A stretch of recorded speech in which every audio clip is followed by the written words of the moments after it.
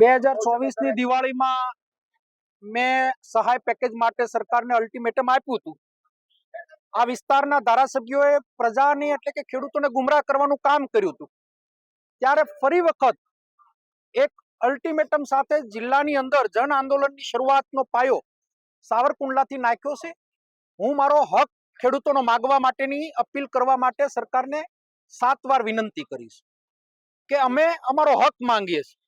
વીમા કંપનીઓ ચીટિંગ કરીને જતી રહી, સહાય નામે ડિક્લેરેશન થાય, પેકેજ અહીંયા સુધી પહોંચતું નથી તો અટવાણું ક્યાં એ ઉઘરાણી કરવાનું એક આંદોલન હતું.